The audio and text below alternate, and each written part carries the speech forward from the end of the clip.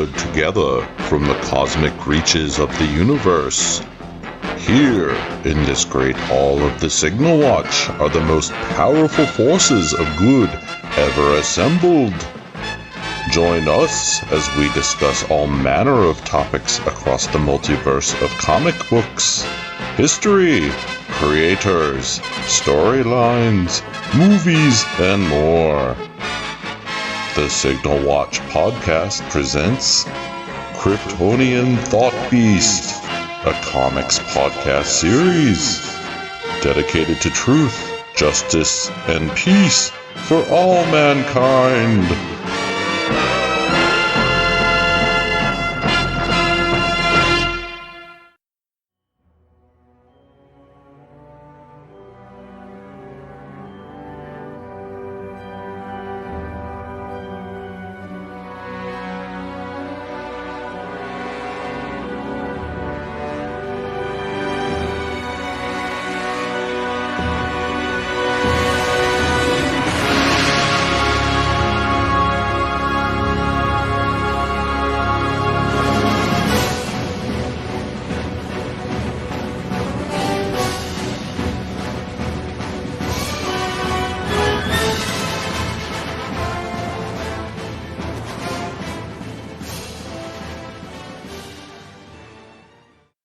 Hey everybody, and welcome back to a positively batty episode of the Signal Watch. As always, I'm your host, Ryan Steens, and with me today is... Jamie. And Jamie, what are we watching? What did we watch? 1989 Batman. Yeah, we were about... Well, you picked it out of the HBO Max, or whatever Max, I guess, now, lineup. I did. I was just scrolling through, looking for a movie, and realized I hadn't seen Batman in a long time. So, yeah, I think the last time I watched it was by myself at the Paramount. Maybe. Yeah.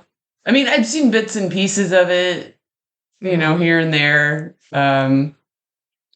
Surprisingly, it's not one that if I see it on TV, I'll just watch just because I've seen it so much.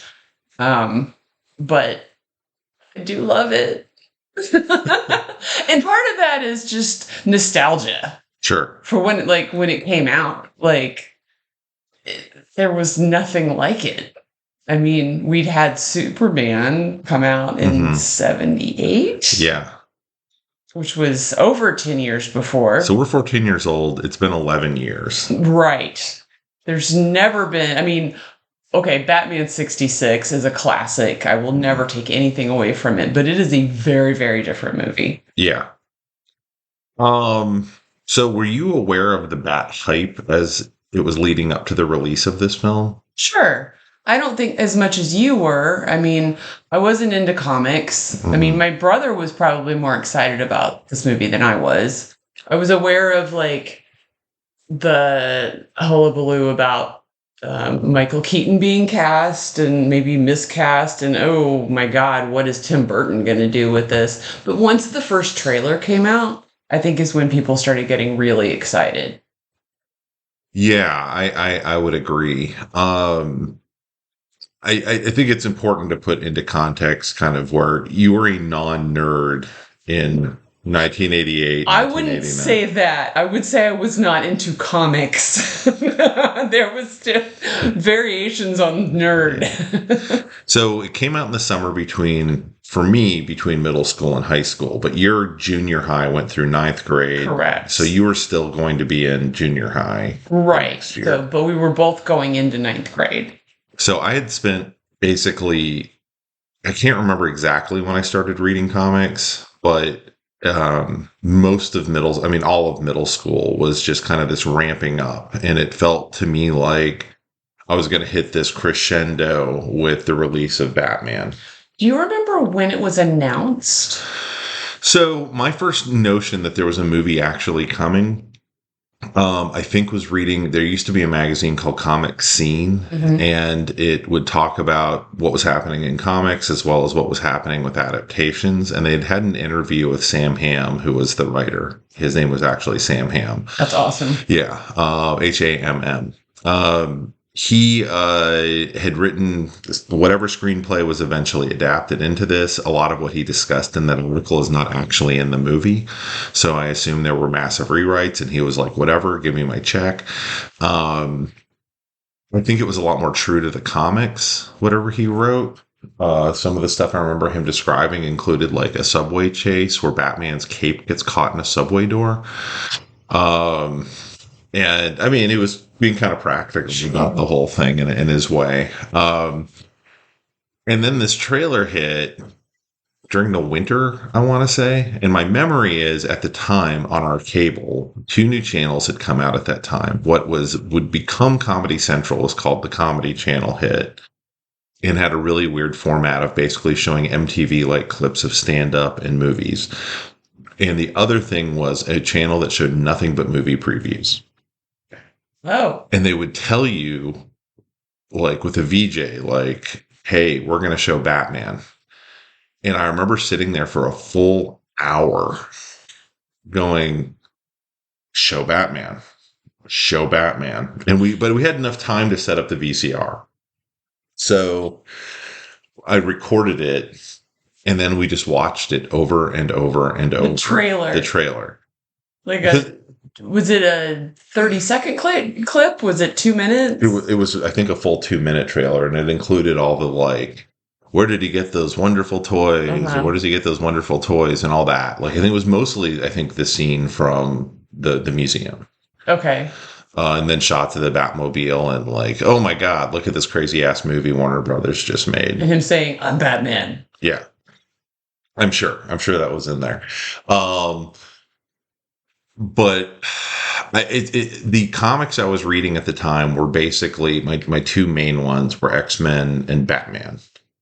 And Batman was on this huge run. It had been like since the 70s, had done like kind of was walking away from a goofier kind of flavor of Batman. And this is like Paul Kupperberg and some other people were writing some really good Batman stuff.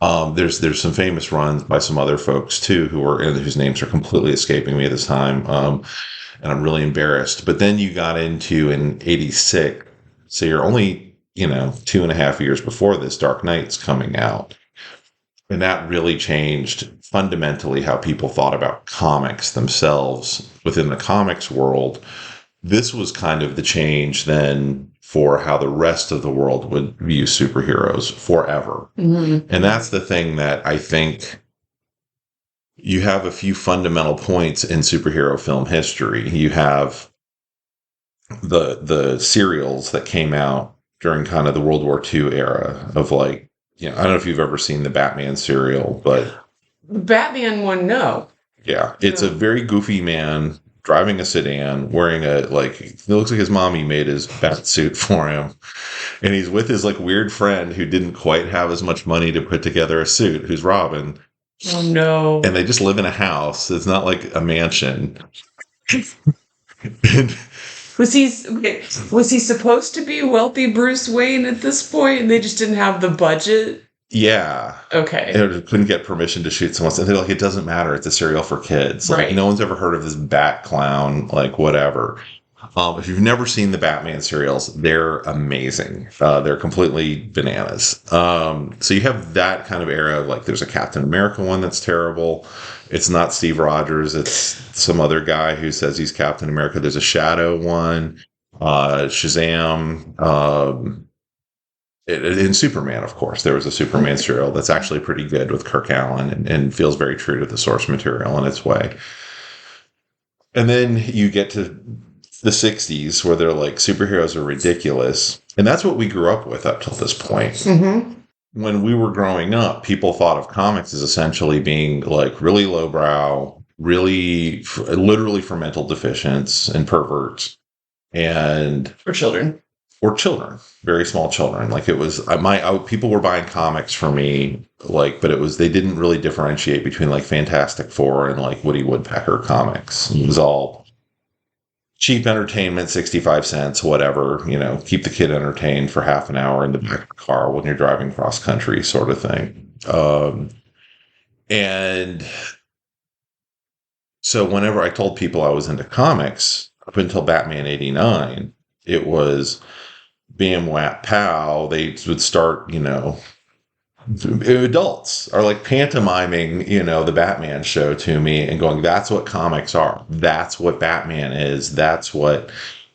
And I had enough presence of mind at that age to just smile and go, yup. Because how are you going to argue with people who have a very firm idea in their mind of what all this stuff is? Sure.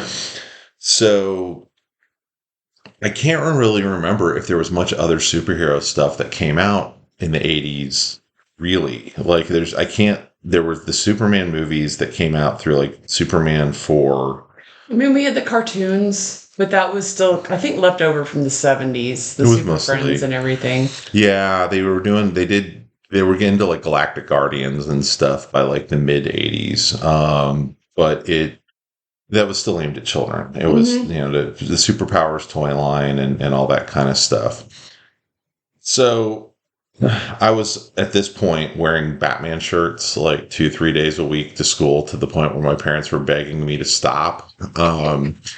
And had a few other friends, like, you knew who your people were, because like JAL, who's on the podcast, Justin, and I were buddies in middle school because we were Bat Bros, like, finger gunning at each other in the hall. And people started then asking me about Batman, kind of like, well, what's the deal? What's this movie? Why isn't this funny? Like, Batman's funny. And you're like, well, he's not. I take Batman very seriously indeed. Let me tell you about the KG Beast saga. It was just a very different era for what was happening in the comics and what the public thought was going on. And I think the 89 Batman leans way more into the camp aspect than people remember it doing. But at the time when it came out, it was such a culture shock from the Batman 66 that people were like, oh, this is literature. Like, this is deep psychological stuff that we're seeing here. And I was kind of like, well, I mean, it's Batman. Okay, I'm going to get skewered for this because I can't remember the name. When did... Geez, was it Alan Moore? Killing Joke? Is that where you're going? No. Oh, gosh. What's the one that takes place in the future? Dark Knight Returns. Oh, is that what it's called? Yeah, literally? Yeah. When did Dark Knight Returns come out? 86. Okay. I seem to remember it was more of a, like, mid-80s vibe, like the art and everything. Yeah. But that it's its own thing. Yes, that had already come out, and I think it really influenced what Anton Furst, who's the designer on this movie, thought he could do. Mm-hmm. Because the city is really screwed up. Like, in the comics, still, like, Gotham was still drawn as if it were a major metropolitan city, New York, Chicago, whatever. But even at that, they don't have much time, right? So everything's just kind of giant rectangles in the background. Mm-hmm. And Dark Knight Returns comes out, and, like, Gotham Tower is very strange looking. And it's not the gothic look that you get now in the comics, or that Anton Furst introduced into the film.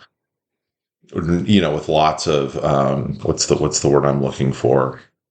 I have to get this right. Art Deco, kind of that sort of look to it, kind of mixed with the gothic, gargoyles and whatnot, which has kind of become synonymous with Batman at this point. It really kind of wasn't at this point. Batman was just a guy who lived in a major city. It was called Gotham, but that's also been a name for New York for, 200 years or whatever at this point, which is actually borrowing a name from a town in England, and I have no idea why New York borrowed it, but they did. Well, they borrowed a lot of names. Yeah, I mean, I'm sure, and so, yeah, that's true. New Amsterdam, whatever, but it's the aesthetic of it, really the huge imprint that this movie ended up making on the comics is there's always this back and forth between the comics and the films. Mm-hmm. And this was really the pushback to that of... I mean, you can feel Tim Burton's fingerprints on it. It doesn't not work. it works. Mm-hmm. But I mean, Gotham has this crazy. It's very gritty. It's very large scale. Yeah. They don't just show like little neighborhoods or whatever as other movies did. They have these huge backdrops that are partially art, I'm sure. But there's like just this element of craziness in the background that's like, yeah, I see some Beetlejuice in here. That kind of works.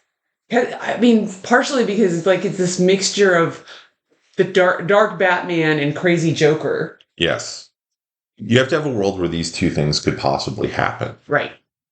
And I think they kind of successfully made it. I don't know if you shoot Batman in Dallas in, 1987. No. What that looks like. Right. I think that probably what they were thinking more of in the original script was probably something more a little like 70s grit, like French Connection or something like that. And then, this Batman guy appears in the middle of it. I don't really know. Mm-hmm. I can only imagine, because at this point, you're probably also talking, Sam Hamm has like Wendy Carlos keyboard riffs he's expecting to be playing through the thing. I have no idea what the concept was, but Burton wins the day to do the movie after doing Beetlejuice, which I think was very strange. It tells me the studio was still thinking it was going to be some kind of wacky movie. Yeah. And Tim Burton was like, no, I think I'm going to, the script is this. We're going to do this a little more seriously, even though it still has its zaniness. I mean, I give him all the credit in the world because he could have made it zany, but you have Batman taking himself very seriously. Like, he cracks a joke or two, but he's mainly just like Michael Keaton's very serious about the role. And the only real zaniness to it is Jack Nicholson. Right. It's appropriately placed. That's his job. He's supposed to be the zany one. I mean, for the most part, it's a pretty serious movie. I mean, it's enjoyable. It's got very, funny parts. But yeah, I was surprised he took it as seriously as he did. Yeah. Not that he's not serious about his work, but his work tends to be overly zany. Usually. Yeah, I think this allowed him to kind of play with doing something more dramatic, but in his preferred milieu of like kind of heightened reality, a little bit of surrealism, thrown in there. And there's this, at this point, a 50-something year roadmap of Batman that he could kind of point to and know. If you pull from the early stuff, if you pull from the kind of pre-60s stuff, if you then pull from the 70s onward, you kind of have, what Batman kind of is or could be. There were a lot of changes made, they make sure they tuck in a lot of the things you think of as being Batman. And because at the end of the day, when I watch the movie now, I didn't think this in 1989, but I've thought it since college. This is a movie about a guy in a Batman suit. He has all the Batman kind of accoutrement, but he doesn't do what Batman does in the comics. He's not a detective. He is a detective a little bit in this one, more than any other Bat movie. Correct. Mm-hmm. And Batman was a detective. He is the Dark Knight detective. Yeah. But he doesn't do a lot of fighting. A little. I mean, a little bit, but not as much as in the other films. Yeah, I mean, he was very limited in what they could do in the suit. Mm-hmm.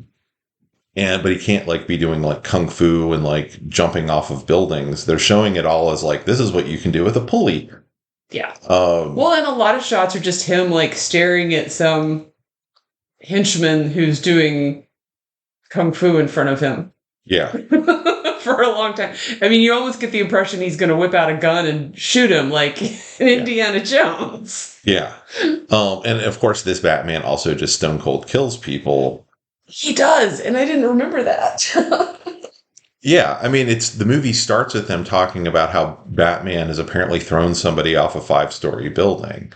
Now, we don't really know what's happened, Sure. But in the comics, Batman would have saved that guy before he hit the ground, one way, whether he threw him or whether the guy stumbled and fell or whatever. But what we do know is Johnny Dobbs, like, landed on the street and there was no blood in the body. Which, you know, all we can really know is Johnny Dobbs fell from a 5-story building. Yeah.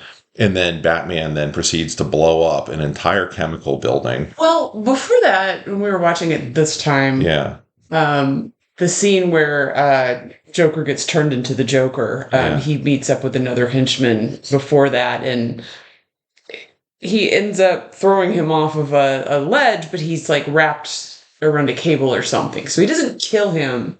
He's just kind of swinging. And I in my head was going, oh, okay, that's how they get around the killing. Yeah. But then later on, the scene like you mentioned with him blowing up a chemical plant, right before that, you said, this is where Batman murders a bunch of people. I was like, oh. And sure enough, he does. And then later on, in the climax of the movie, when he's, you know, kind of throwing henchmen down the stairwell, those guys are all dead. Yeah. You're not assuming a guy who just fell 20 flights down the middle of a stairwell is okay at the bottom. So, I mean, in the context of the 80s, in later on, I remember when Spider-Man came out in, what was it, 2002, 2002, having a very hard time explaining to people why Spider-Man wasn't just murdering people. And I'm like, well, that's not really what superheroes do. And people were just like, but that's what action heroes do in movies. And I was like, yeah, but they're supposed to be superheroes. Yeah, their thing is saving lives and helping people, and that includes the people they're stopping. Right. And people had a very hard time getting their heads around that concept. I'd be curious now, given, 15 years, 16 years of Marvel, how people are about that concept, because they've done a pretty good job, including in the Nolan movies, no less, which is Snyder blew right through that concept. Well, I was going to say, Man of Steel. Yeah. And it's such a vital part of the math that makes up superhero stuff that you can go without it, but then you're also like, I don't know how excited the city would be to be installing a big spotlight on top of police headquarters for a guy who just straight up blows up a chemical plant without checking with, the EPA to see what the impact's going to be. Right. And murders 20 people without Well, and you don't know if there's just henchmen there.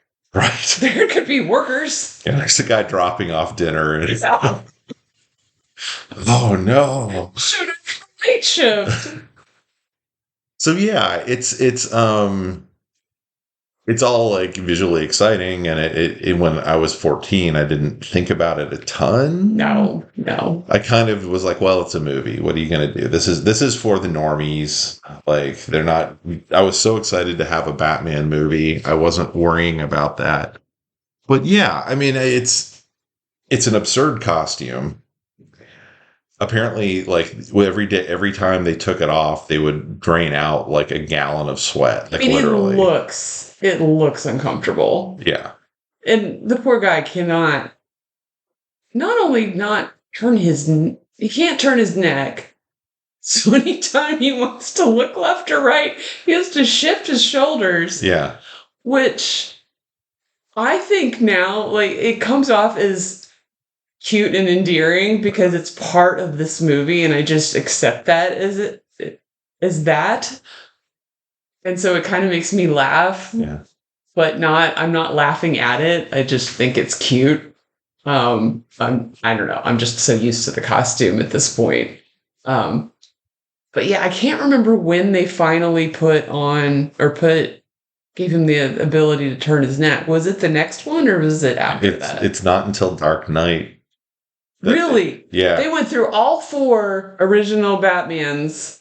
There's a line in Dark Knight where Alfred's, or I can't remember if he's talking to Lucius or Alfred. I'm pretty sure it's Lucius, but he's like, I need to be able to turn my head. That's right. No. As they're getting the new bat suit pulled together. I believe they went that long without doing something. They were so fixated on having a certain silhouette, and that's why in the new Batman movie, the Robert Pattinson, fixated on having bat nipples that they didn't. God. But in the new movie, The Batman, he has kind of like a neck brace thing to protect the back of his neck, and that's how they get the silhouette. So they have the thick neck. Sure. Because otherwise, you have kind of this like bat bobblehead, because you have to build up the head over the top of the head. That's true. And if you don't have the thick neck going into the wide shoulders, it ends up looking very strange. I mean, it's very true. I mean, say what you will about this costume, it has a really cool silhouette without that. I mean, with the neck being fluid into the shoulders, which is very reminiscent of what they did in the animated series. Yes. And they're able to play it off as maybe he's got some padding under there, but it's animation. It's animation. You can do whatever. Yeah. But yeah, I mean, I it also changed Batman in the comics from being a guy who wore blue and gray and had for the entirety since like pretty much 1940 up until this point. And then suddenly in the comics, now he's got to be in black and gray. And they tried for a hot second in like when I was in college to make it a solid black outfit, and that lasted like 2 issues. They were like, no, this costume have a little bit of yellow?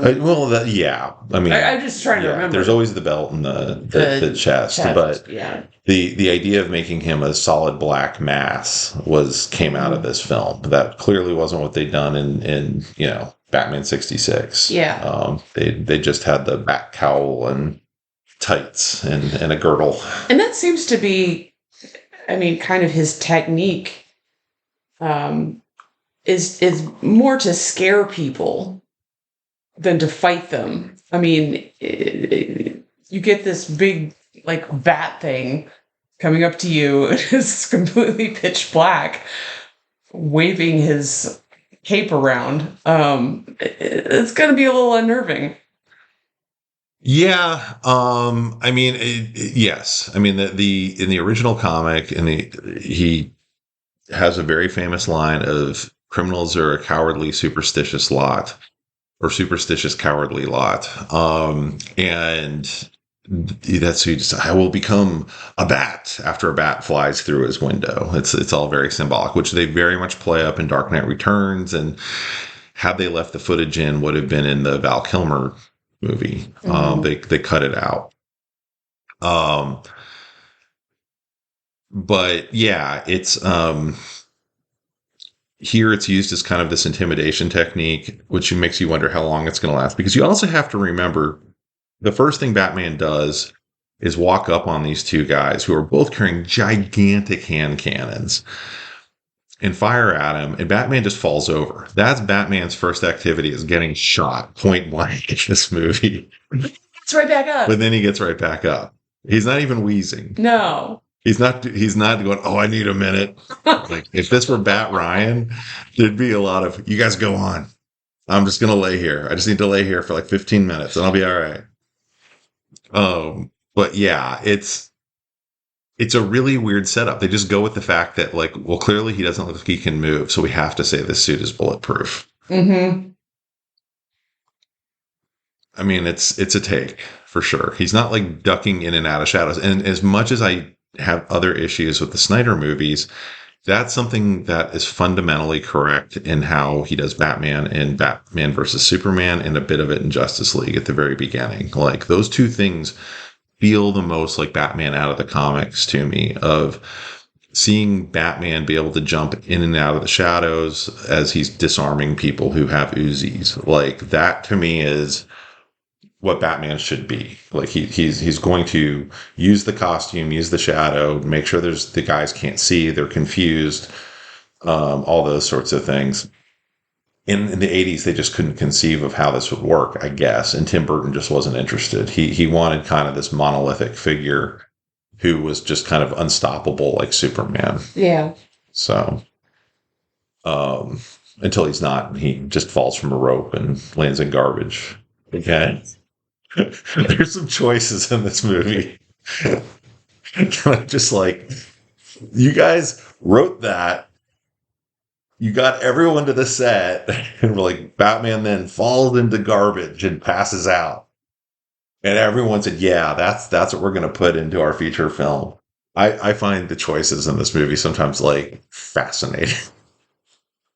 Our hero, ladies and gentlemen, garbage trampoline man. Yeah. The other funny thing is, immediately following on that, this is in the scene after he's rescued Vicky from the museum. Uh-huh. And all these guys kind of start jumping out of the woodwork.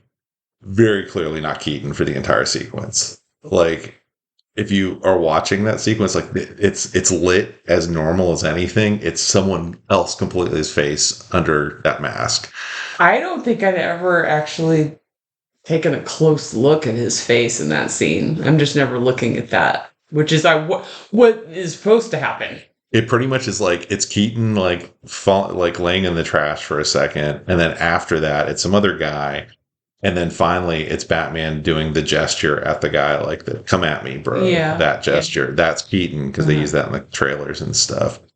But it's very. I mean, it's a movie I saw in the theater when it came out 6 times. Oh my God.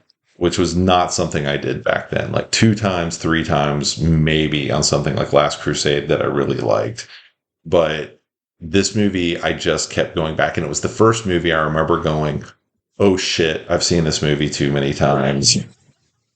I'm seeing the cuts. I'm seeing like where things aren't quite matching up. I'm starting to question the plot in a way that I had never really done before. But yeah, I have affection for it. I remember being in college and a roommate of mine who was like a literature major just being like, man, it's such a shame Burton can't tell a story. And me going like, what? No. What are you talking about? And then like over the years, I've been like, yeah, nah, Kevin was right. Tim Burton is a masterful visual storyteller, but as far as like what this movie floats by on. Yeah. It's, I mean, the imagery combined with Danny Elfman. Yeah. I mean, huge impact on this. Completely agree. The soundtrack, as you may recall, had 2 soundtracks that you could buy from Warner Brothers Records, Water Tower Records. Very interesting combination of Danny Elfman and Prince. Yeah. The inexplicable Prince insertion. Yeah. So, my comic aside for this is, I don't know how comic it is, but I was in dance class growing up, and the dance class before me was doing their recital piece to Bat Dance that year. So every day when I walked in to get ready for class, Bat Dance was on. And that was... Okay, look. I love Prince. I think he's a musical genius. Uh-huh. He's just phenomenal. Yes. This was just a weird pairing. Bat Dance is a weird song. Yes. So part of this tale of me seeing this movie the first time was it came out the Friday. I lived in Austin at the time. I went to basketball camp in downtown Austin at the University of Texas. And you would show up on Sunday and you left Friday around lunch. And my pal Jeff's mom, Peebo's mom, when she picked us up from camp, was like, I got you 2 tickets to see Batman tonight at 6:30. And it's the first time you were going to see it. First time I was going to see it, and I didn't know how this was going to work out because I wanted to see Batman opening day, but I was like, trying to tell my parents it's important for me to see something opening day with something they had no reference for, and were basically like, if you lean into this, we're going to make sure you don't see this for a month. Yeah. So they're not mean. They just like not their priority. And so I got home and I was like, Ma, Peebo's mom bought us tickets. We're going to go see Batman at 6:30 at the mall. And my parents hadn't seen me in a week. And they're like, no, you're going to stay home. And I was just like, And then my mom, her little like jab was, you can't leave until you've mowed the lawn. And we had this gigantic yard at this house. And because in Texas back in the 80s, everyone had a gigantic yard. And I had a power mower, and I looked at the mower and I looked at the yard and I said, if I go with what the power mower speed is, I'll never finish. So I sprinted pushing the mower in the Texas July or whatever it was. Afternoon. Yeah, summer sun. And I finished the yard in 15 minutes. And my parents were like, you did not finish. And I was like, go out and check, motherfuckers. And they went out there and were like, oh. And I was like, taking a shower, I'm going to go see Batman. You really want to see this movie. Yeah. Like there was, anyway, so I did go see it that night. And I remember standing in line, and all the theater is no longer there. And now if you're in Austin, it's where, actually that restaurant is closed now too, but it's where Abuela's was. Over by the mall. Yeah. And someone had hung all these signs above where you had to queue up that were like Biff Bam Pow. And I was like, man, one last stab before I walk into this movie. One last stab. Obviously, whoever did that had not seen the movie yet. Right. And the context walking into that movie was still Adam West. Right. And when you walked out, everyone had a completely different conception of Batman. I don't think I've ever seen anything from a movie be as culturally impactful overnight. Well, that's not true. I mean, there's been like real impact, like seeing Schindler's List and stuff. That was like stuff that actually had meaning in the world. Right. But that like overnight, they were on the Batman train, and they had a completely different concept of Batman in comics and the possibilities of what you could see in a movie at that point. That's not nothing. That movie went on to gross $290 million or something like that summer. Wow. Which at that time was astro-freaking-nomical. Like literally everyone from that movie, pretty much. Nicholson's basically took nothing up front and took just back end. I heard that. I heard he made a lot of bank on this. Yeah. He walked away just filthy rich from this movie. I think he got like 10% or something. Mm-hmm. And good for him. He saw what this movie could be. He knew that if he played it to the hilt, he didn't half-ass it. Right. I mean, it's not like he's just sorry, Marlon Brando, but you showed up for the paycheck.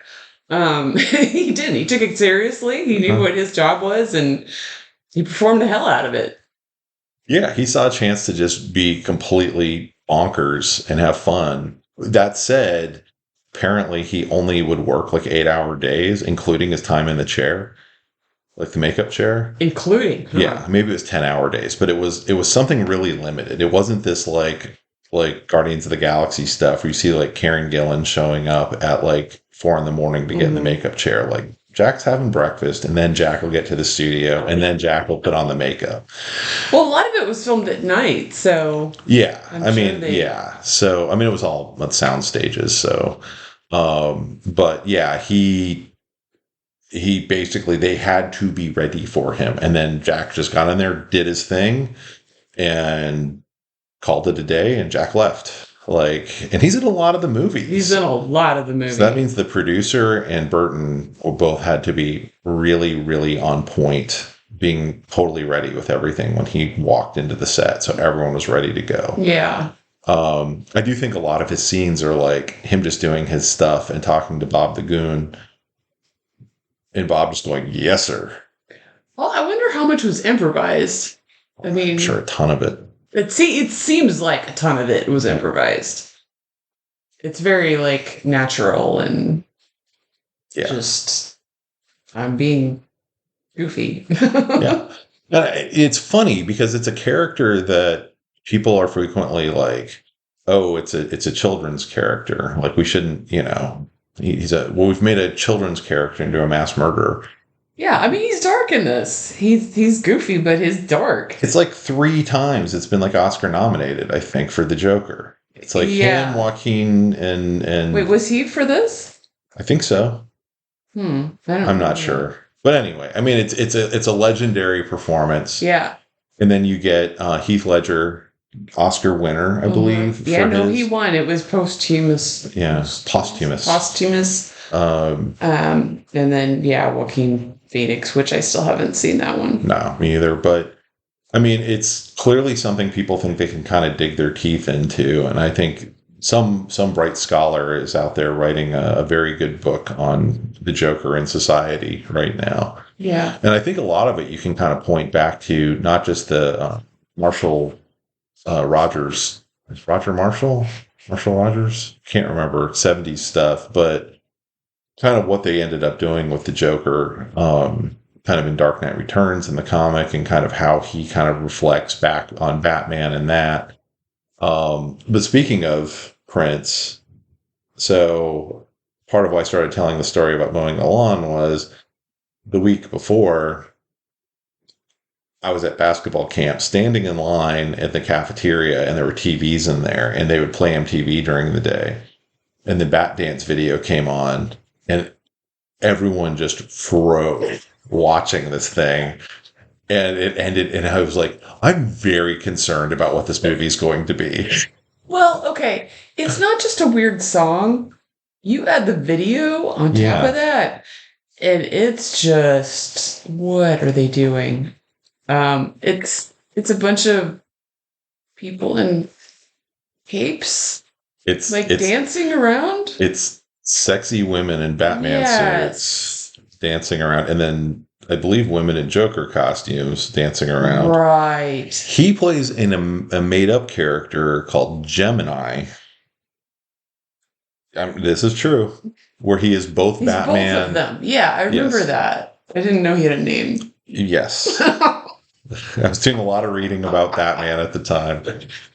And it's an interesting thing because it feels very much like people's initial response to that movie and kind of the Batman Joker dynamic of, I wish I were both.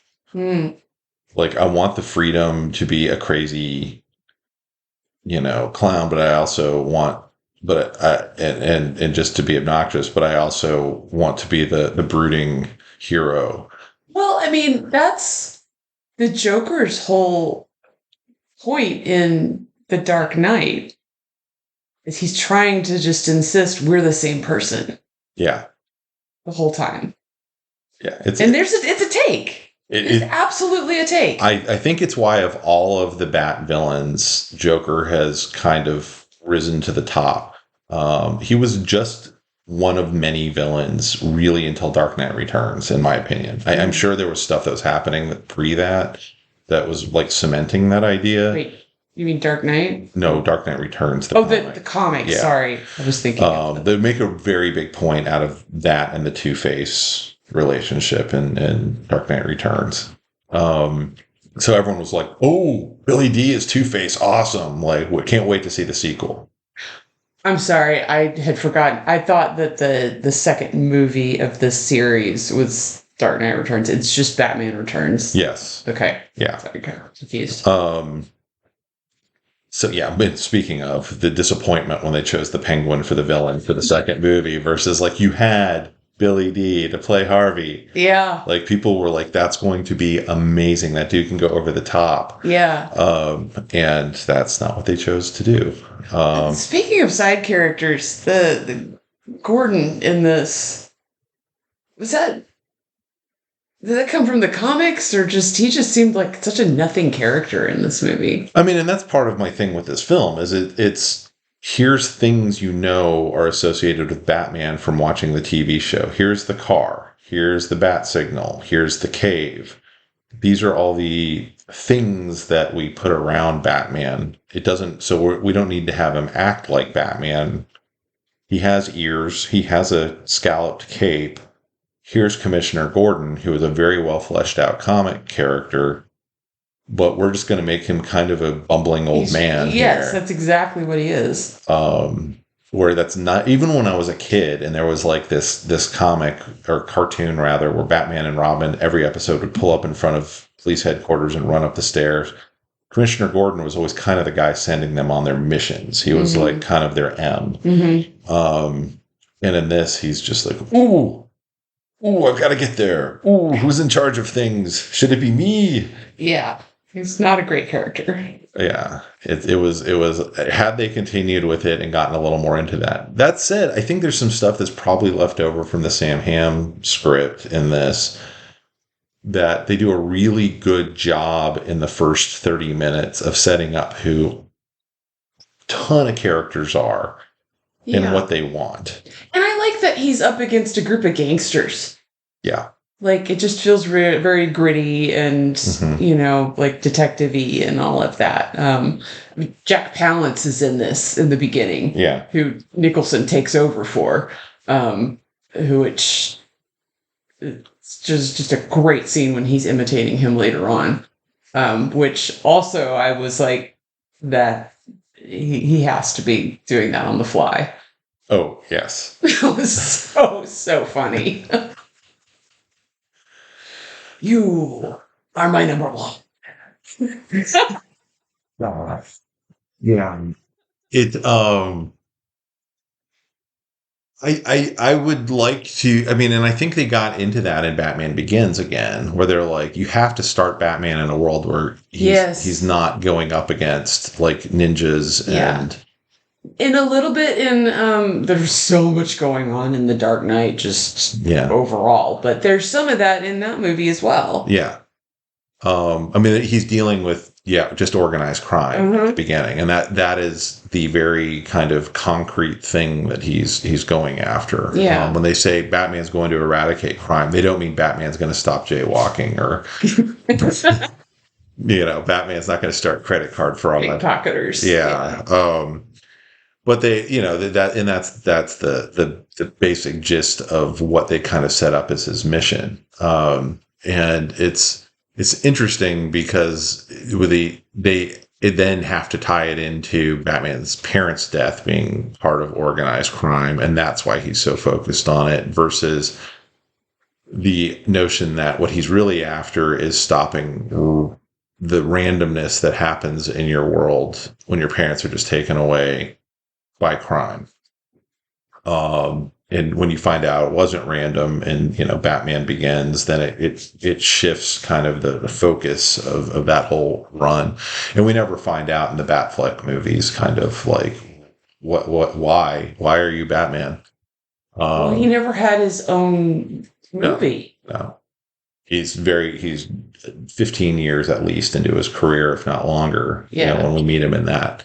So, yeah, I think it matters. And I mean, this movie plays with it a little bit by, you know, teasing us by making you think at the beginning that you're seeing the origin of Batman, but it's fascinating in that they really don't do that. It's, they do it through those microfiche issue copies of the old Gotham Gazette or Globe. Yeah. And I think that's a really good framing device. Like I said, like it starts with like you have Knox who's trying to get the Batman story. So you have kind of entree into that. You don't have all your answers. You have someone who's going to pursue that, although he does absolutely nothing towards that except for make a place for Kim Basinger to show up. Right. You have the crime bosses or whatever. You have Grissom and you have Jack Napier. And he's clearly aiming for Grissom's seat. You have whatever's going on with the DA and, you know, Eckert. You have all these players, and then it kind of keeps focusing in more and more and more and more to where it really ends up just being Batman versus the Joker as all these characters kind of get sidelined or killed as the movie progresses. I think I would have been more interested now as a 48-year-old adult as kind of what they did with Batman Begins, where there was more of the crime family stuff. I think it's one of the big successes of the graphic novels. It was originally just issues released, but of the Long Halloween, because it's one of the few beginning to end organized crime stories that also has kind of a supervillain in it element from the Batman comics. I think Jeff Loeb and Tim Sale do like an amazing job there. And there is a movie adaptation that is fine. It's watchable. It's a cartoon. But I'd be curious to see that, because you can't necessarily solve that just by punching one person in the face, which this movie, if Batman could just get to the Joker and punch him in the face, everything would be over with, right? Right. Which is why he has to fight the 5 henchmen who were, I guess, hiding in the belfry. The top of the cathedral that they ran up 100 flights to get to. Like, the movie does some really good stuff that I don't give a shit that it doesn't make any sense. Like, I really love the Joker taking over TV broadcasts. Oh, yeah. And just getting everybody in the city crazy. Like, oh, that's so great. The news broadcasters, the woman who dies on air from wearing the makeup, and then the very next time you see the news broadcasters, no one is wearing any makeup. Just that's brilliant. Yeah, that's Tim Burton right there. Yeah, I mean, it's like no explanation necessary. Yeah. Like, that's so great. That's so great. Yeah, they don't even look like they've been washing their faces for. No. Yeah. Well, the way the guy says underarm deodorant makes you realize like how like stinky and gross these people are. And it feels very much like a comic book Joker plot and execution of that plot. Like, if you know the Joker fish story or any of that kind of stuff, like Joker fish is a thing where he's going to use his Joker venom on all the fish around Gotham. So when people fish and bring the fish in, he has a copyright on it, and he gets a cut. What? It was Joker logic, right? He wants trying to brand them, so he gets a cut of the proceeds. Yeah. That's the cartoon version. I don't remember how it unfolds in the comic, but yeah, if you say Joker fish to like longtime Batman fans, they should know what you're talking about. But yeah, I mean, Alfred's in this too, but Alfred, I mean, the famed, if you know your Hammer films, Michael Gough, he was in all 4 of the first Batman myth. There's no way he could believe his good luck stumbling backward into like this massive franchise at this part of his career. And he was not that Alfred has to be a spring chicken, but he was not a spring chicken when he did the first one. I'd be curious because that dude looked like he was 55 when he was 30, so I'm curious. Oh, okay. Yeah. That's fair. If you see him in Dracula, like he's supposed to be the young man. He's like playing like basically the Jonathan Harker character. Mm-hmm. And he's old. I mean, he's not. He's just so stiff. He just feels. I mean, he's playing a character. I don't know what he was like in real life, but you also have Jerry Hall in this, which is fascinating.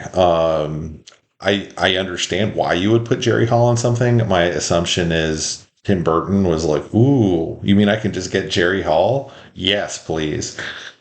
Speaking of Jerry Hall, just because she's the first woman we've mentioned, really. Yeah. This movie fails the Bechdel test with flying colors. Kim Basinger is absolutely fine in this. She doesn't bother me. I think she's good. I think she's got some very memorable moments. It's very 80s action woman. You are a girl to me. I mean, she has agency. Like she seeks out Batman. Like she's got some point to the plot. But my God, does she scream too much? It's hard to believe she was running around in a war zone just prior to this. Like any like mouse movement or a door slamming makes her pass out. It's just over the top ridiculous. And I know it's done for comedic value, but it's a little much. Well, it's Batman since the 80s. They finally, in the past maybe 10 years or less, really leaned into the Batman Catwoman relationship. It's always been there. I mean, it's how it ended up in the 60s TV show and whatever. And, kind of since Catwoman first showed up. But Catwoman also showed up and then disappeared. She was just like, originally she was a lady in a giant, like, foam cat head, by the way. And I wish we could see that depiction. Interesting. Yeah. But until then, Batman going back to the 50s, one of the big arguments in Seduction of the Innocent, the Frederick Wortham book that ended up with the comic burnings and all that, was there's no women in this. It's about a bunch of men living together. ... homosexuality equals sin. We're corrupting our children with the Batman-Robin relationship, which still gets, your Snickers, whatever.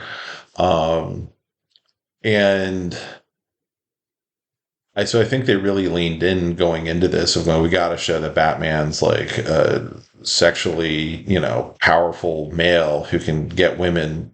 And then we'll cast Michael Keaton as our dude who's 2 inches shorter than Basinger. Yeah, you do turn flats quite a bit. And they always are framing the shots with one of them standing in the foreground and one of them way in the background. Or they're on the stairs.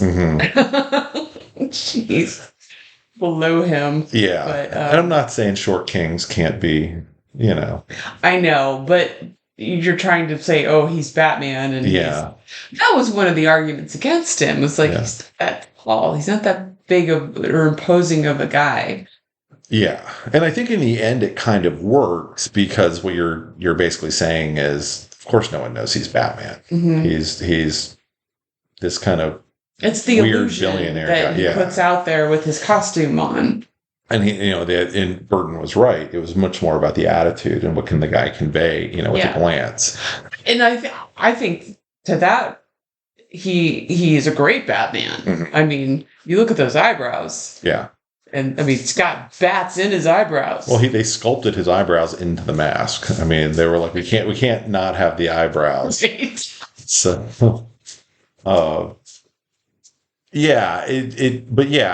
she becomes very quickly from kind of this setup of kind of the modern 80s modern woman to my entire drive is to make this billionaire love me. Yeah, it's kind of super weird. Their relationship is so one-sided. I was saying that to Ryan. She's on page 10 of their relationship, and he's kind of just like, you're someone I slept with once. I mean. Well, and they do have kind of this weird speech that ends famously in like, but he's out there and I've got to go to work.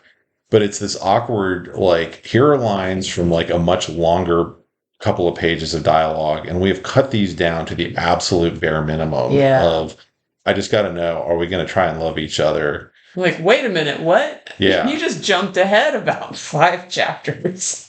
And there's, I think, some suggestion, which often happened with these movies that go through a lot of editing and in both the script and editing stage of, it felt like they intended for there to be more of them dating going on.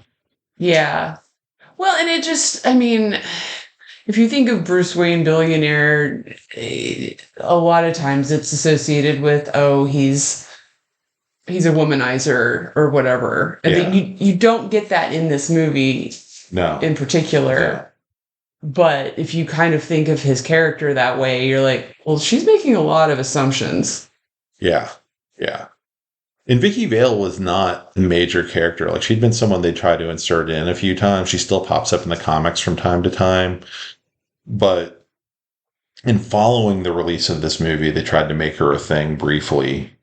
And it just didn't take. It's like, people aren't really here to see Batman, like, make time with a lady. They're here to see Batman punch goons. Well, and then afterwards, I mean, he gets a different love interest in each of the movies afterwards. Yeah, they went James Bond with it, which they said publicly that's what they were going to do. Like, we're going with the James Bond model. We're going to swap out actors. Catwoman in the second one, and I guess Nicole Kidman's character in the third one, and then he doesn't really have one in the fourth one except for I guess, Uma Thurman. Wait, is that true? No, I Oh. don't. I mean, she's not really his love interest, but she is trying to put the moves So on I both believe Batman and Robin. Elle McPherson is in the movie playing his girlfriend. Oh, that's right. I'd forgotten about that. And she plays Julie Madison, who was his first girlfriend in the comics. That was his original Lois Lane, but she disappears after like the first 3 years of the comic. Okay. So yeah. Yeah, I do. Okay. Yeah, he has her show up at like. But she doesn't talk. event. She has apparently like 2 lines in the movie. Danny just covered that movie on Superheroes Every Day. Yeah. And I'd forgotten about all of that because it's been several years since I've watched that movie. But yeah, the detail of the sets, it's funny because you go from this movie that clearly had a large budget to get made, but they only had so many sets. So they keep driving past the Monarch Theater. They keep driving past City Hall. They keep going to the same places kind of over and over, all of which is fine. We get to the second movie and it's like, well, we've got 5 times this amount of set now. We're going to have a zoo and we're going to have... Well, in the second movie... like artistically feels a lot more Burton-esque. Yeah. I mean, they did bring in the Christmas aspect of it, which makes it even... Well, sadly, the guy who designed this one killed himself between those 2 movies. Oh, no. Yeah. I don't know what the story was, but he like, as this movie was kind of at its peak, he, like, jumped out of a window or something. Oh, God. Yeah. So clearly dealing with some issues. But I think from that point, Burton was able to take over the visuals. But you end up losing some of it. Like, like Vicky's apartment seems both completely crazy and practical, right? I mean... Well, I was confused because I was under the assumption that she was just in town to find the bat, and so she didn't actually live there. But then you go to her apartment, and it's absolutely enormous. Well, I mean, I just took it as like, she's renting a place. She's subletting while she's in town. Yeah. This is your photographer's salary? I mean, I guess if you're a world-class photographer, but I didn't really think photographers made that much. Well, she's supposed to be a high-end fashion photographer who's now doing this. So I'm assuming she's supposed to have made her bones in the fashion. I don't know anything about photography or any of that. Who knows? Yeah. We don't know if she has family wealth. We've not been told. Right. But yeah, and by the way, I think she's a TV reporter originally in the comics. I don't think she's actually a photographer, but whatever, you know. Bob the Goon is played by Tracy Walter. The Goon, poor Bob the Goon. I can't not talk about that because even as a kid, I found Bob hilarious as like, this is a guy who has no lines. His job is to show up and to be someone for the Joker to talk to. Right. So the Joker's not talking to himself. And he's perfect in the role right up through the point where he gets shot for absolutely no reason. That is one of the greatest moments in the movie to me. Mm-hmm. It's so brutal. Mm-hmm. And yet so funny. Yeah. And it's just because the Joker's mad that his balloons have been taken away. Yeah. And he's not even looking at him when he does it. He just kind of looks off to the side. Blammo! Because he's pissed. But it's such a Joker thing. Yes. Yeah. So Bob the Goon is now mostly famous with comic folk by being the only figure you could find in stores for years. Really? He was the original, what we call peg warmer. You would go to Kmart or whatever and get on the action figure aisle, and you'd see the Batman's logo, and you'd go over, and it would just be like a wall of Bob the Goons no one had ever bought and was never going to buy. And now Bob the Goon, I think, on eBay actually goes for something because of that. I don't know what happened to all the Bob the Goon figures, but yeah. So always celebrate Bob the Goon. But that does remind me. So the movie does a lot of things that now would never survive, like the YouTube culture. And I don't mean woke stuff, whatever. I mean, probably that too. But like let's point out every logical flaw in the movie. And probably the number one I have is the Joker announces on television where he's going to be and not a cop in sight. Yeah, that's true. He's having a parade slowly rolling down the middle of town, and it requires Batman to show up. Well, yeah. I mean, the cops are so ineffectual in this movie. Yeah, they feel like the Adam West cops. Even from the point where he shows up at City Hall with all his mimes. Yes. And starts gunning people down. It's a police event. I mean, more or less. You can see like no less than 4 cops in the background when they suddenly whip out their out of nowhere, pull out their Tommy guns. They do nothing. Yeah. He walks right up to, I can't remember who he stabs in the throat. It's one of the mob bosses, yeah. Yeah. And stabs him in the throat. And no one tries to arrest him. Yes, his goons have guns, but that normally wouldn't stop anyone. You think the cops would have noticed the guys passing Tommy guns out in the background, but no, the police, they're... But the movie is not about having a lot of like logic. It's about creating moments. And that it does. And with that it does. And I salute it for that. I know if this was released now, it would get eviscerated by, some guy who talks like this on YouTube. Have you noticed in the Joker and in the Batman? 10 things you missed about Batman.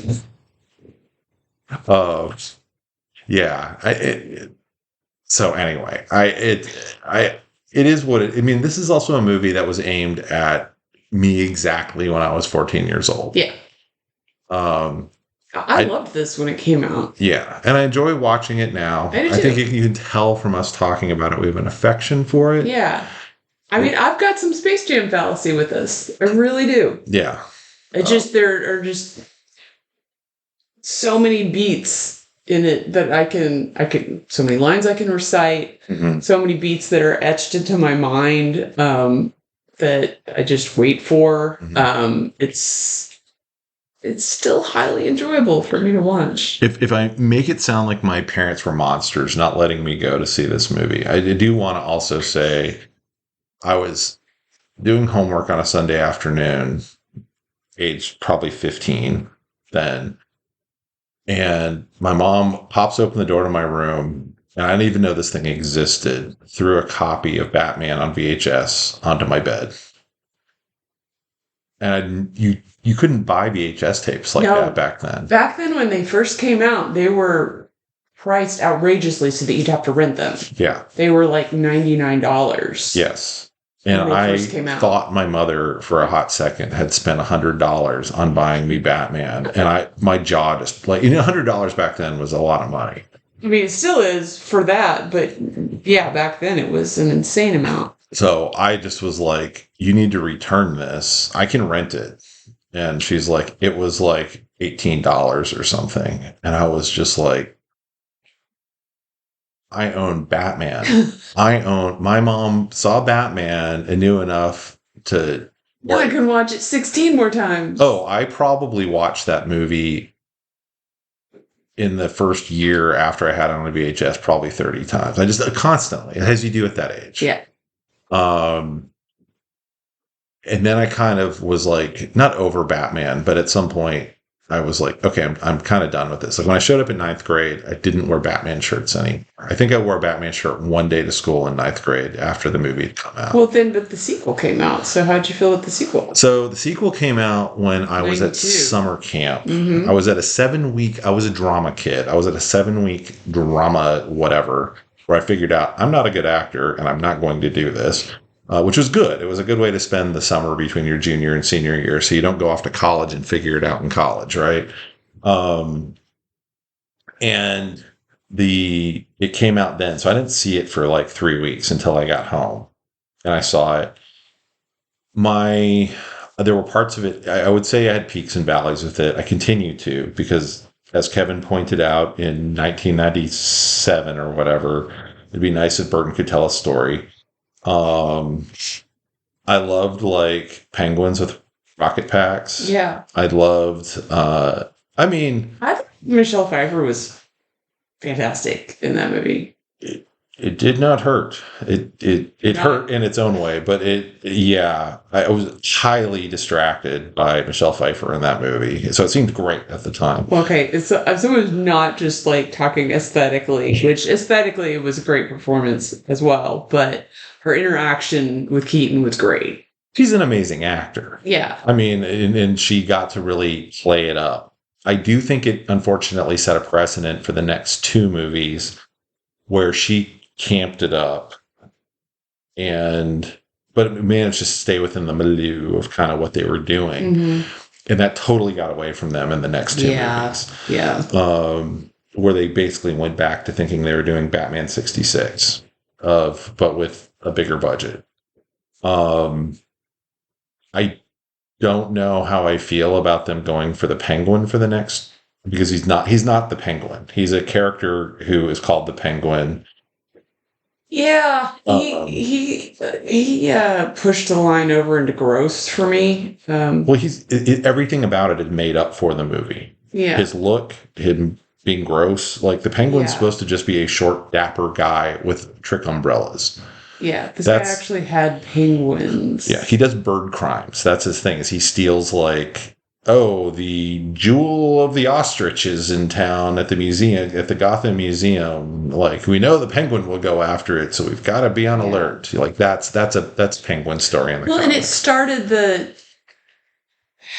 the thing of, well, now we have to have two villains in every movie. Yeah, which you didn't really need. Well, even in the fourth one, you've got.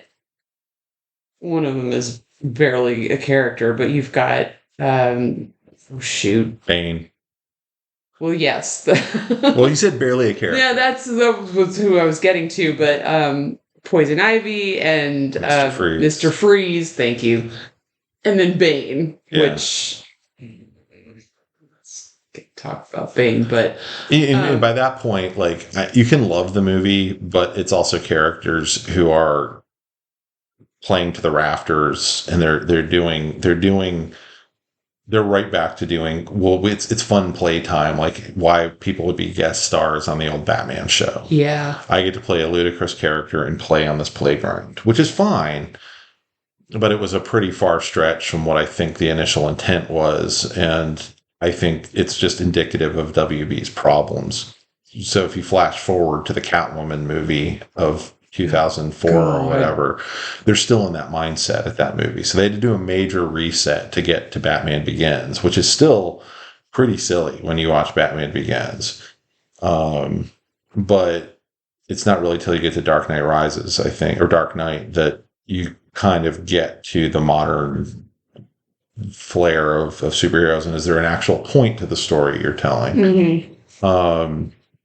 So yeah, it did set up everyone, it was an interesting period because Superman is on the shelf now, and he has been since Superman 4. That has proven nobody likes Superman because Superman 4 did badly. It's not that it was a shit movie. Oh, he was on the shelf for almost 20 years. Yes. And now everyone's like, Superman's, because you have to always have people pitting something against something, right? So it's now Superman's dumb, I'm a Batman guy. Because before that, I'd been, well, Superman has a movie that I think was pretty good. And Batman's, silly Batman, so you don't take him seriously. So I'm a Superman guy, if they knew anything about superheroes. Because back then it was Superman, Wonder Woman, Batman, Hulk, and Spider-Man were the only superheroes that existed as far as the public was concerned. So, yeah, it was a weird period, and I don't blame anyone for being a huge, Batman fan. I was myself for many years. I quit reading the comics.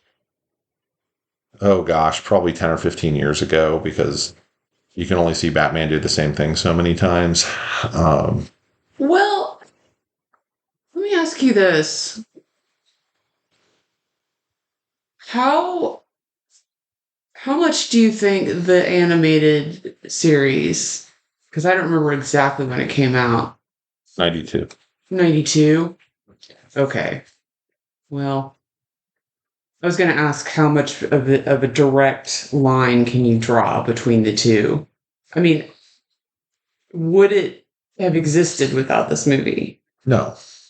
I mean, obviously used the theme song, and all the music and everything, but No, Warner Brothers was like, we have a successful they finally, thing. yes, Yeah. they realized it was a profitable. Yeah. But the route they took with it, to be serious and to be stylistic, Yeah. and to tell really interesting stories. I mean, it's a great series. Yeah. Which, by the way, the network, Warner Brothers execs, and the censors fought nonstop the entire time that show was on. Nonstop. It's part of why they went and did Superman for a while. Yeah. Because they're like, people aren't, if we make Superman during the daytime and, he's wearing red and blue, everyone's going to unclench. And they were right. I mean, the Superman show was just as good. Yeah. I mean, I enjoyed both of them. They applied what they'd learned. And it was kind of amazing that those two shows were, even in existence. We're like, wow, you made something really cool. I mean, that kind of continued with DC animation for a while. Yes, they had a straight run from pretty much 92 to whenever Justice League Unlimited wrapped up. Yeah, of that office putting out really good stuff, and then them doing other series, and every other series they've done has felt less than. Yeah. And I can't really. A lot of the same people are involved. So I don't really know what the difference is, but it always feels like whatever tweak they're trying to make just doesn't quite work. Yeah.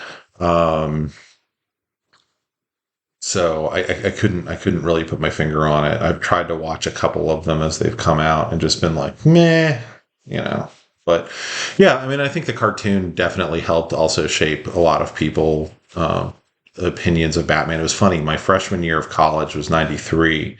So I was aware of Batman, of the cartoon, and there was a block every day that was like 4:00 or something like that. That was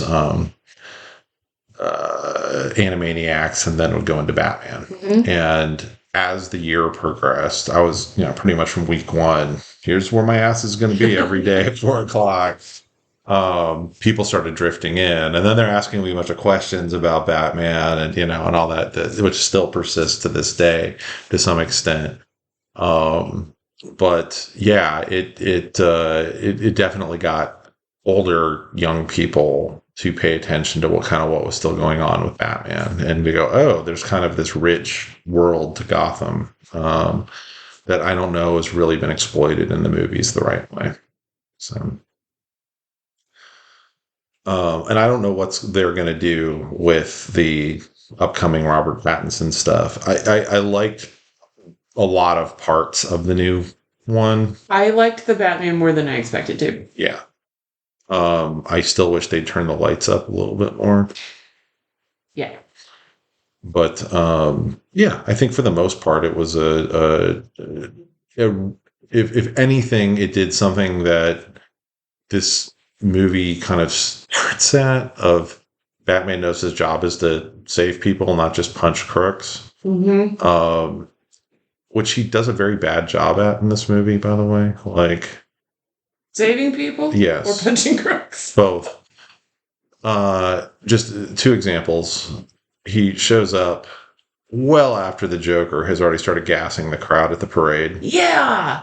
After. I know it was supposed to be this dramatic last minute entrance, but it just comes off as silly. Like, well, you knew it was going to happen. Why didn't you show up? Yeah. He's got to focus more on getting his plane to fly in front of the moon. The trailer shot. And he knows Vicky's at the museum. Somehow decides, instead of just going there and seeing what's going on, or calling her and going, "What's up?" He's got to break in. He's going to show up a full 2 hours late after the Joker's. I can't tell if people are knocked out or murdered. I assume murdered. She looks at her watch. Yeah. The Joker is late. Yeah. Himself. So if he'd just shown up when he was supposed to, all of this could have been avoided. Yeah. So they try to avoid all this, but I can't. It's like, we're not good at avoiding things. But you've got to have the Prince dance number. Batman's very bad about helping people. I think he gets better over the course of the movies about maybe helping public and not showing up super late, because apparently it takes a while to get your gear on and get to the airport to get your bat plane. I mean, especially if your head doesn't turn, that's one piece. Yeah. It must be hard to fly the bat plane with no head turning. Oh, God. He must have rearview mirrors or something. Yeah. But yeah. And then part of why I was willing to watch this movie was, I don't know if you guys have listened to the Flash podcast. Yes, that's part of why I stopped, because Michael Keaton came back in the Flash. And they're like, you guys got Batman back. You guys got the OG Batman. And he really seems like, I mean, it kind of fits his character for where he's supposed to be in the Flash, but he just feels like he does not want to be there. And then they kill him. And then they kill him repeatedly. Over and over and over. Hey, remember how you like this character? You're going to watch him die 10,000 times. Yeah. You cannot save this character. That's the point of this movie, is there's no saving Batman. He's dead. My brain is still just like, why did everyone... I know why Keaton agreed to it, because it's kind of his Harrison Ford, like, I'll play Han Solo one more time, but he's got to get killed. Right. But I'm still just like, Warner Brothers, come on, man. Yeah. We didn't need the last ride of Batman when it's not a Batman movie. Well, and then they roll out the old one-liners. Yeah. Like, we gotta have him say, do you want to get nuts? Let's get nuts. Everyone wants to hear that. Yep. That's because Keaton's been hearing that every day since 1989. Well, and he says it so just like, all right, I'll say the things. That was another $1 million in the contract. I'll say it for $1 million. You hear the little cash register in the background once he says it. For every line that appeared in a prior Batman movie, 1 million. Yeah. Anyway, it was interesting to kind of reverse bookend, I guess, and go back. But yeah, so if you haven't heard The Flash, Stuart and I recorded it. I thought I lost the file, so I recorded it again, and then I found the file. So there's actually 2 versions of our Flash podcast of me bemoaning this exact same point on 2 different podcasts. But anyway, from this movie, Keaton tried to go do dramas. He did like Clean and Sober and stuff like that.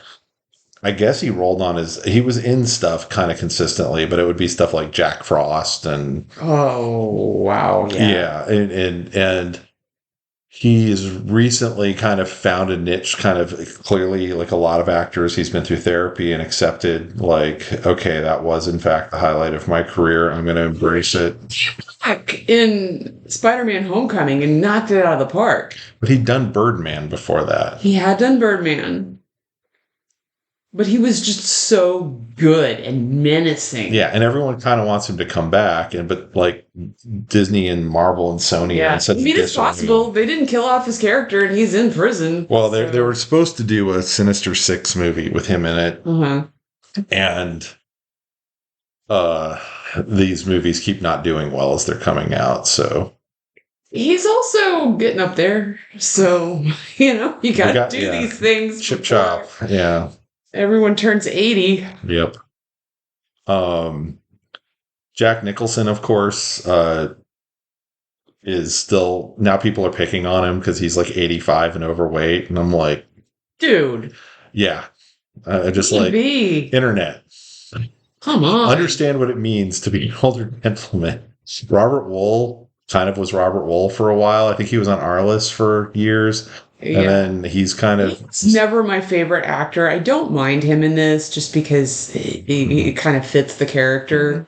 The character's supposed to be kind of annoying, so it was fine. Billy D. Williams is like out doing cons, and he'll show up for Star Wars stuff. He's fully embraced his Lando-ness. Palance passed years ago. Kim Basinger kind of in the 90s, kind of disappeared towards the end of the decade. She was great in LA Confidential, amazing in LA Confidential, and that was kind of like her swan song. She came back in the 50 Shades movies, and I don't think Kim Basinger is going to listen to this podcast. She was a little rusty. She seemed like someone who was like, I'm here. What are my lines? Great. Okay. But also, if you're in a 50 Shades movie, 50 Shades I think that was the I'll give her a appropriate. pass. Yeah. Those movies are weird. It's like your movie crushes of years past. Now we're here as the moms. That's what it's to get older, kids. Pat Hingle, I have no idea what happened to him. I'm assuming he's passed. Michael Gough passed years ago. Jerry Hall, I believe, is married to Rupert Murdoch right now. Or was. She has been associated with many people, from Mick Jagger to Brian Ferry, and apparently was like, screw it, I'm going for the billions. I'll hook up with Rupert. She briefly had an MTV reality show where she was dating young hunks. Huh. Yeah. And then was just mean to them, and it was hilarious. But aside from that, I don't really know. There weren't like a whole lot of other guys who kind of popped out of the movie that I could think of. But it did kind of, for a brief time, as these movies would do at the time, give Robert Wool like a stand-up special on HBO and, things like that. But yeah, I mean, then we've already talked about, kind of went into the sequels of the Tim Burton and then the two Joel Schumacher ones, and they gave it a break and came back with Batman Begins after the completely bonkers misfire of Catwoman. I mean, in retrospect, there really wasn't that long between those two, between the fourth one and Batman Begins. That's that sweet action figure money they wanted. Yeah. It seemed, when Batman Begins came out, it seemed like it had been a long time. And that's kind of one of the fascinating things about where DC has kind of gone, is they still want to play in like we're going to sell toys out of these things, but then they make a movie like The Batman, and there's still action figures for it. And I'm like, no child is supposed to see this movie. No. Adults who would be interested probably already have a wall of action figures of Batman, so you're going to sell maybe one or two. These movies made an astronomical amount of money, like Star Wars money, off the toys. Oh, I mean, it was Kenner as well. The car and the plane alone. Yeah. I mean, I still fetishize that car. Yeah, I have that car. Yeah, you do. I still think the design on that car is amazing. It's great. I still like the fact that it's guys in hats, like they in which the TV show picked up on, the cartoon picked up on. It's like, we're gonna set this as if it's like the fedoras. Yeah, it's like late 30s. And I think that there's something that I don't think they can do it with the Batman, but they've already kind of placed themselves where they've placed them. But they've done enough other aesthetic things with that movie that I don't think it'd be that crazy. But I think it's an interesting thing for DC to think about, is like, what is your aesthetic? Like, you guys really sold the Batman, or the 1989 Batman movie, on aesthetic, more or less. And I wouldn't say they've abandoned it, but they've gone into like, somehow Bruce Wayne lives in a Gothic cathedral on top of a skyscraper. Well, Batman 89 was dark, and now they've made it somehow even darker. Oh, yeah. You could at least see the fight scenes. Yeah. Back then. Well, I blame Christopher Nolan somewhat for that. But anyway, I think we've probably talked your ears off about 1989 Batman. If you have any thoughts or questions or comments, do drop them. I'm going to be tucking this in between the Halloween episodes this year. So it's kind of Halloweenish. Spooky. Kids dressed up as Batman for 20 years, 40 years, something like that. So, including my brother. Yeah. If you have bat memories to share, please share them. I mean, we didn't even really talk about the adult merchandising bonanza, because not just the toys. Like, this one sold T-shirts. I had one of those goofy biker's hats that were popular for about 30 seconds in the late 80s, with a flipped up bill that said Batman on it. That's how cool I was. But yeah. Anyway, share your bat memories. We want to hear them. So, anything else, Jamie?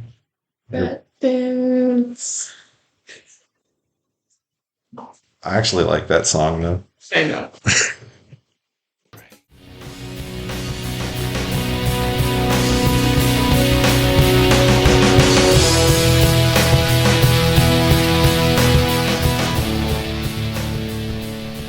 That about wraps it up for this edition of The Signal Watch, a production of the League of Melbotus. Thanks for sticking with us. If you enjoyed the podcast, we invite you to drop on by the Signal Watch blog, where you'll find write-ups of a wide variety of movies and more. We'd love to hear from you, so find us online and let us know what you think. Whether you prefer email, blog comments, or social media, we'll be happy to hear from you. We'll be back soon with more exceedingly high-quality content. So, until next time, God damn it, babies, you've got to be kind.